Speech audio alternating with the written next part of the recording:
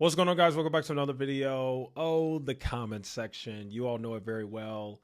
Obviously, I made plenty of videos on it, and this, again, is going to be your monthly update on the comment section because on this channel, we just can never get over what happened and the fact that it got completely ruined. But we actually do have a new interesting update.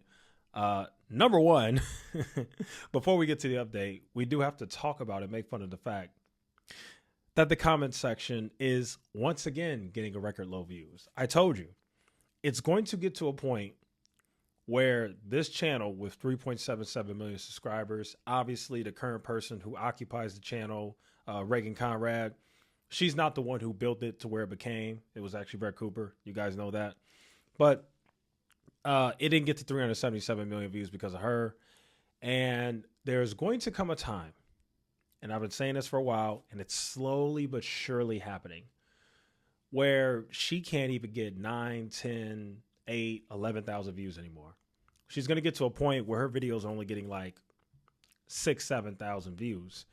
And that, my friends, is why you don't force somebody onto your audience that they did not accept. And that was the biggest mistake that the Daily Wire made. They thought that because the views remained pretty steady during the times where she filled in for Brett Cooper, that she actually could carry the mantle of the great comment section that we all knew and loved and could continue to garner that attention and that viewership after Brett Cooper left. They were sadly mistaken. Channel has been a complete failure. And I'm going to tell you guys what they did in just a minute. But let's just go ahead and look at some of these views because it's always funny to make fun of it. Chip and Joanna Gaines, I'm disappointed. 10,000 views in 21 hours. Gen Z Stare, rude or just robotic? 17,000 views. Is this really princess treatment? 15,000 views. Let's just go through it. 15,000 views, 20,000 views, 14, 17, 17. I mean, it is terrible. As a matter of fact, the Daily Wire finally decided to do something. I think the Daily Wire finally accepted that this channel's over with. It's done. You're not going to be able to really recover this channel, at least I don't think. They're really better off at this point just getting rid of it because the views are just so bad compared to the subscribership of the channel. I think they just have to accept the fact that, hey, we had a really good talent on our network named Brett Cooper, and we lost her. And that's just what it is. So I think the best thing they could do is shut down the channel. I really do. I mean, it's just embarrassing what you're saying here. It's embarrassing. And I'm sure Reagan Conrad isn't happy about it either. I'm sure she's like, yeah, this sucks. But remember, she's getting paid good money to do this. So she's not like she's going to stop. She definitely doesn't like the fact that she's on this ginormous channel that she didn't build. And she's getting like less than 1% of the viewership or whatever it is. And, but she's getting paid, so she has to concede what she's doing. But here's what the Daily Wire did. Daily Wire said, okay, this girl sucks because at the end of the day, she's a producer, not a content creator. So the Daily Wire said, okay, we need a new young Gen Z girl to replace Brett Cooper because we already screwed that up. And they actually did that about, 10 or 12 days ago. They hired a new Gen Z talent, and her name is Isabelle Brown. And here's her post right here on X. She said, I'm so excited to finally announce that my podcast, The Isabelle Brown Show, has a new home with the Daily Wire. I have never been more passionate about fighting as hard as we can on the offense to save the West. It's time for us to not just react to the insanity of the upside down we've been living in, but to build culture and a new American dream together. I am ecstatic to be working with Daily Wire's new leadership team, who's fully committed to prioritizing and honoring my independent voice while bringing new resources and support to the Isabelle Brown Show as we take things to the next level. You'll still be able to watch and listen to the show everywhere you got it before, so don't worry and have no fear. My wild reactions and hot takes here on socials aren't going anywhere either. This move is all about giving you guys more content to a bigger audience than ever before, blah, blah, blah, blah, blah. You know what's interesting about her? I went on her YouTube channel and she had like 100K followers or whatever, something like that. But it looks like she's actually bigger on TikTok. So it's going to be very interesting if she can somehow translate her TikTok fame to YouTube, which isn't easy. Now, obviously, I know the Daily Wire's got their own network that people pay for to watch these shows. I get that. The Daily Wire's got their own thing. I don't know exactly how the numbers and stuff go internally. All I can speak for is YouTube. I'm going to be very interested to see how Isabelle Brown's success on YouTube goes. And something else that I noted that's interesting is Isabelle Brown was born in 1997, which would make her 28 years old. She is Gen Z, but she is the oldest. She is the oldest member of the Gen Z generation. I got siblings. I have a sibling that was born in 1997. And that sibling is 28 years old. And that sibling is the oldest Gen Z. But I'm going to be honest with you. I don't feel like that sibling is Gen Z. That sibling feels like a millennial. I got to be honest with you. So I don't know. I'm not too familiar with Isabelle Brown's content. I don't know if she really gives off that Gen Z vibe or energy. I don't know.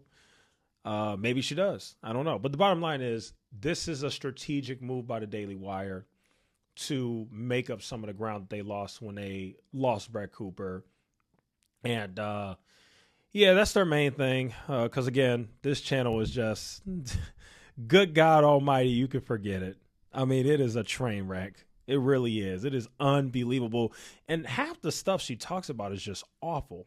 Like, she made a video, is reality TV spoiling our youth? Like, that doesn't interest me. Women want men to get details. I don't even know what that title even means. Super woke, the Superman movie.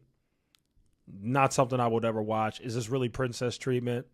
I would never watch that. The Gen G stare, these I don't know if she's picking the subjects of her videos or if somebody else's, I don't know, but these are horrible. And why are you not talking about the Epstein stuff? Like, that's like the biggest thing going on right now. Like, what are you talking about? Like, talk about the stuff that everybody cares about. Like, what is this? You know?